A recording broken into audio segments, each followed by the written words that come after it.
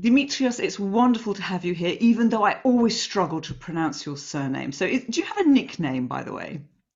Nothing that I'm aware of, but I'm sure there must be one. But you can call me anything that starts with a D. Dimitrios, Anything? No, Dimitri. I'm yeah, okay with no. that. The first name's fine. I think we're going to name you Dr. Dimitrios. I think that's the way we're going to do it. I'll If be that's happy with okay, you're happy. Well, listen, I'm really interested in this topic because I'm passionate about, consumers and customers, and I want to learn as much as I can from you that I can apply to my own business too. I'm going to be totally selfish about this. So first of all, let's start with the question about your role. You're a consumer psychologist. What does that really mean to sort of the layperson? What is that? Exactly. So I'm a psychologist, which means I'm trying to understand how people think, how people make decisions, and how we engage with each other. Now, in my case, instead of actually relating to how people connect with others, I'm trying to understand how us as everyday people are trying to how do we make decisions in terms of our consumption? How do you choose your milk, your cheese, your dairy, or anything else out there? Or how you might be choosing more bigger, more expensive products, such as, cars and so on. But at the same time, I'm also trying to understand how brands are being perceived. How do we perceive certain brands and certain services that they might be out there? So that's fascinating. So I think as a person, I'm quite complicated. I don't think I'm very predictable in how maybe you're going to tell me something else. How do you analyze and assess, what I'm thinking? How do you get to know me as a consumer if you're a Mhm. brand? How do you do that? Absolutely, Maria, I think you're fascinating. That is true. And every single person out there, indeed, we have unique talents, we have great personalities. There's so much for all of us to learn. However, we are quite predictable at times. We know we are falling into clusters that we can all predict in terms of how we might behave according to who we are as individuals. And at the same time, our choices tell a great volume of who we are and what we might be doing. So, for instance, I've been doing this line of work for about 15 years now, and I've come up with a theory. I've come up with one key idea that everyone can actually be judged or understood by three main dimensions. And these are a memory, a feeling, and an experience. The memories, what are the key memories that activate your interest? What are the key memories that you might be connecting with to make certain decisions? It might be something that you've tried in the past. It might be a childhood memory. Memory is an incredibly background of information that if we tap upon that, we can really try and understand a lot about how people choose certain things. A feeling is also quite important as well. Emotions run who we are. So when we're looking into understanding people when it comes to their choices in terms of brands and products and services, the emotional connection that we might have with them is incredibly important. Others might be inspiring, they might be exciting, and others can actually be quite nostalgic. So what is the emotionality that we're looking forward to connect with consumers is quite important. And lastly is the experience, from packaging to purchasing to actually enjoying the product. What's the level of experience that you might want with certain products and services in order for them to enjoy them and make them worth your money, really? As you're saying all that, it's so simple, that three-piece framework, if you like. But I'm applying it to me, and you're absolutely right. All of those things, it is all of those things. It's quite, yeah, it's quite simple when you put it that way. Do you think that this whole experience we've been going through with COVID-19 has changed consumers and consumer behavior? I think it has. It really has. Whereas I think as individuals, we also have to highlight that we're not static. We grow, we develop. So no one should always think that judging someone or measuring something should be just resting there and just feel comfortable about life. I think we should always be active in learning, in developing, in growing, and getting to understand who the consumer is. I think, however, COVID-19 actually made us look slightly more esoterically to who we are, what are our own needs. It has actually cut off the audience. So whereas before we will actually purchase for other people, you will buy a great top because, I'm going to go to that reception, I'm going to go to that conference, and I'm going to impress my friends and family with this. At the moment, that sort of audience is not there anymore. You're actually looking into, how do I please myself? What do I do to feel happier? What do I actually need to do to find who we are? There's no surprise there's such a surge in interest in meditation, mindfulness. People are really trying to understand who they are. So we've cut off the audience, and the interest, so to speak, of consumers are becoming slightly more self-centered. So that has changed sort of things. And also at the same time, COVID-19 actually highlighted one thing, one big thing, which is called death, and actually has allowed people a deadline. I think at times we all live our life actually thinking we will live forever. So, our sense of time is actually quite bad. Our relationship with time is quite bad.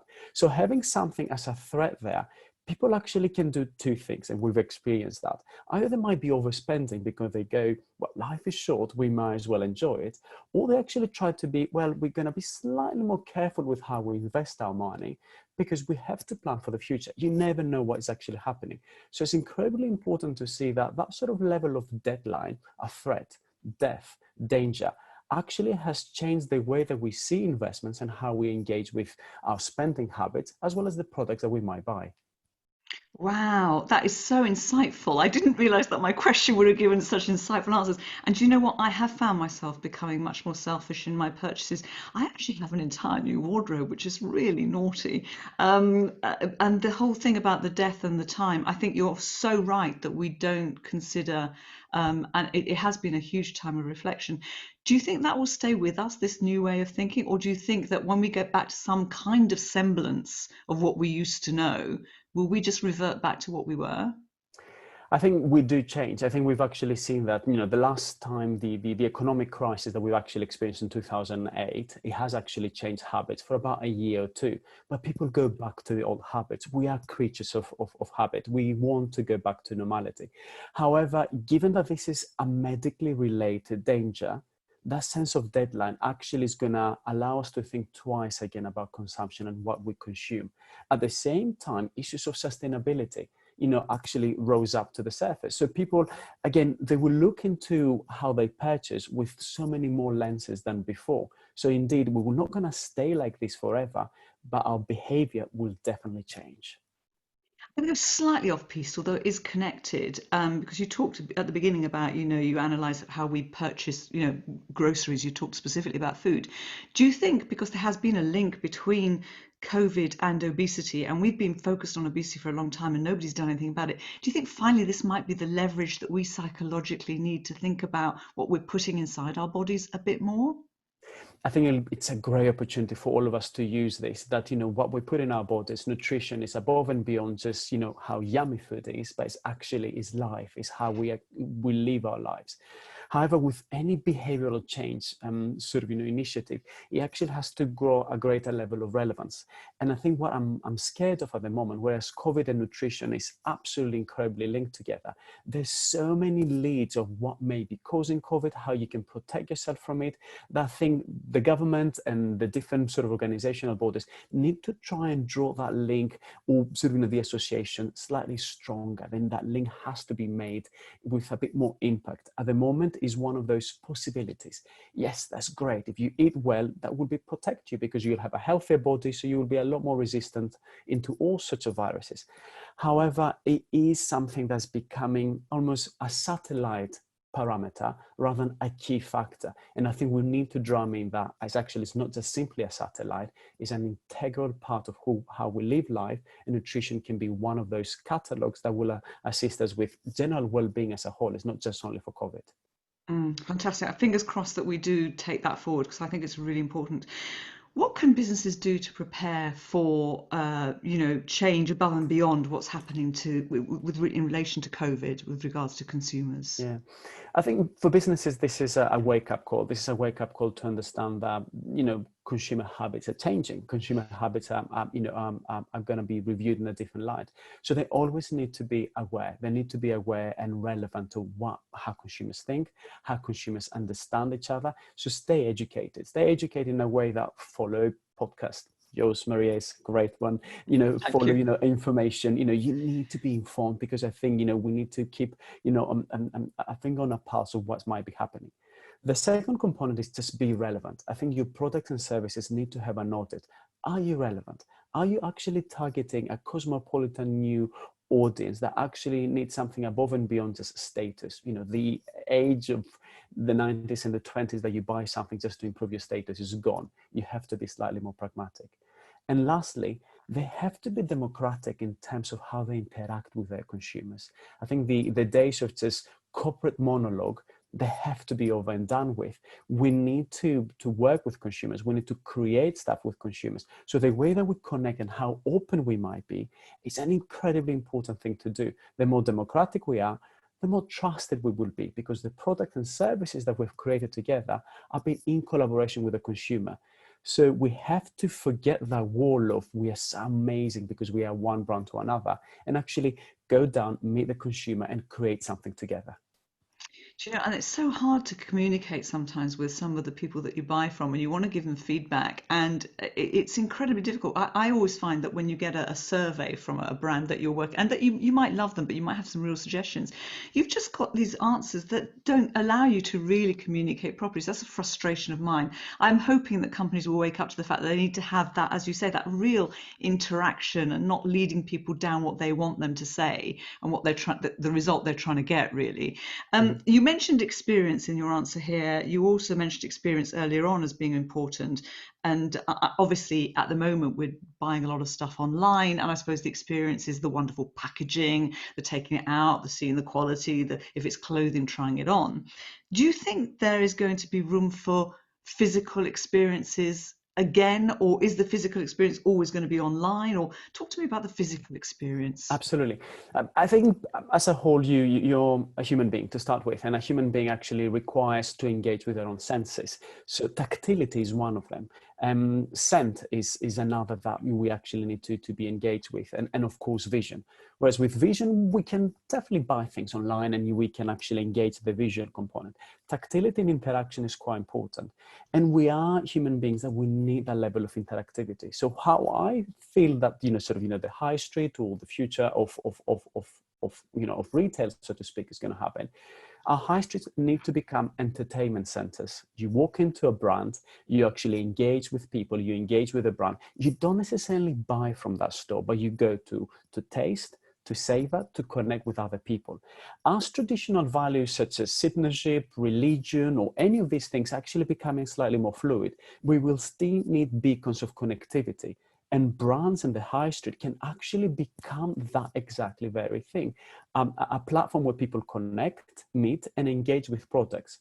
The purchasing part most likely will actually happen online. But if you engage and entice them physically, you will drive the online search, or you will drive the online purchase. So we need both, because as human beings, we need to be engaged when it comes to our own senses. If we don't entertain them, if we don't entice them, we might lose them. So I think it's incredibly important to build that connection between physical experience as well as the digital experience at the same time. Fantastic. There's a couple of questions that have come out of there because you've given me so much great knowledge there.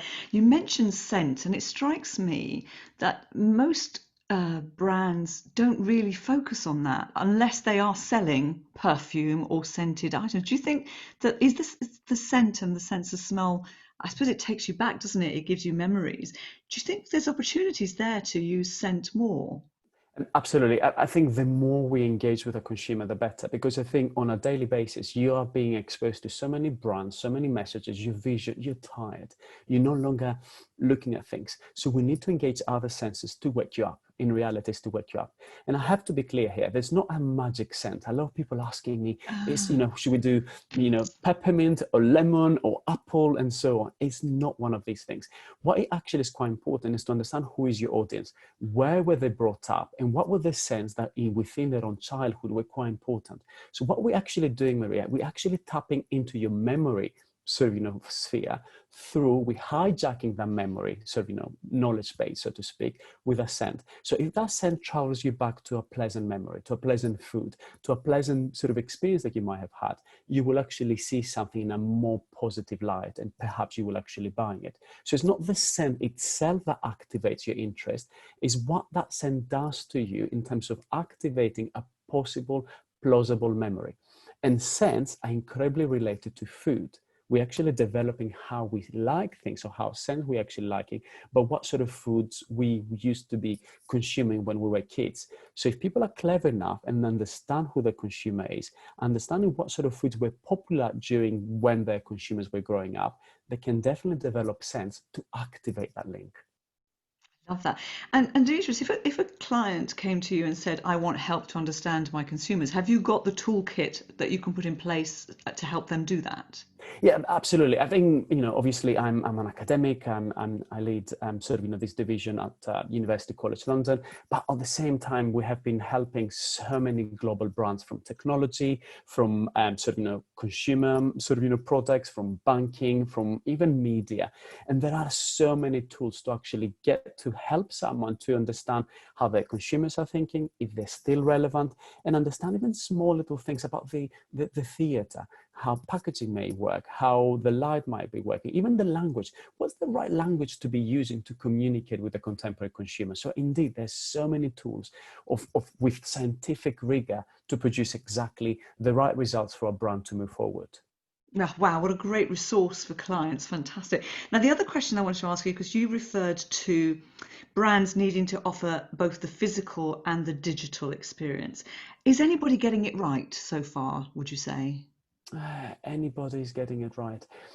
Um, It's a difficult question, isn't it? It Because is they're a probably all difficult still question. It is a working on it, I difficult imagine. question. Absolutely. Yeah. I think what I really love, and then is again an example that's been used quite a lot, I think is Apple Macintosh. I think if one visits one of their stores, again, they could have gone down a very techy interior, a very sort of, really high tech integral part. However, what I feel about them, they've actually managed to design in a way that's quite democratic.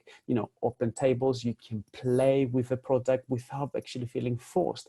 So I think there's an open democracy in terms of, enjoying the product, there's enjoying, what the features are. And then most people actually go, they play with the products in the store, and they go and order them online. So again, it's a playground. You have big tables, you play with the product, you engage with the product. People are coming to assist you. You're almost feeling that you're in a restaurant, and people are coming to take your order, you're playing with food, you're enjoying your food, and then you go back home and order it online. So I think we just need that sensibility, that sort of, simplicity in terms of an online experience that echoes the physical experience. So both of them to actually work properly. So I think Apple Macintosh are doing a great job in terms of that. And I think the added bonus there is that you don't feel that you're being sold to at all. Come in and play with all our tech. Come in and aren't we? We love it, and they're so proud of it. They enjoy. I mean, Mhm. it's true. Once you go Mac, you never go back. I went Mac, never going back. I hope they're listening. I hope they're going to send me some nice products. But no, it's absolutely true. And the packaging. Anyway, let's stop. I don't know if I'm going to, but I'll send them my address just in case. Um, I'd love to end with some tips that you might be able to give our listeners that they can apply to help them thrive in this, what really is always changing climate. It's always changing anyway. But are you able to give us a few tips, do you think? Absolutely. I think the main key, I suppose, three tips that will actually give a brand or anyone who's managing a business is that, to start with, always be aware, or never rest. I think we always need to keep being educated and understand what the key trends are, how people actually make decisions, who is their consumer. And they will be surprised that consumers actually do change. The second component is that your consumer is not your friend. So imagine that you're hosting a reception or a dinner party, and some of these people that you invite are your friends. That gives you the right almost to be a bit sloppy. Well, they're my friend. If the dish doesn't really taste that well, it's fine. If the decorations are not okay, that's fine. The friends, they've been coming around for some time. Don't worry about it. Whereas if any of your guests are just simply, they're visiting you for the very first time, you're pulling all the stops, you're being extra careful, you're trying to be nice to them, you're trying to, you're trying a bit harder. I think what happens is brands actually treating their customers that are friends. They're not your friends. They're there for a reason. They need to be respected, and they need to be treated as a visitor, as someone who's actually visiting your home for the very first time. And the last thing is, be relevant. Actually ask yourself, do almost a 360. Is your product still relevant in the current market? Um, how is it perceived? And, is something that will actually be needed within the next 5 or 10 years? If it's not a problem at all. There are ways of actually working with different products and services to make them again relevant. But think twice. Are you relevant? Because if you're not, no wonder, the product is not actually selling as well. Fantastic, Demetrius. This was a masterclass in a really short time. I really appreciate your time. Thank you. Thank you.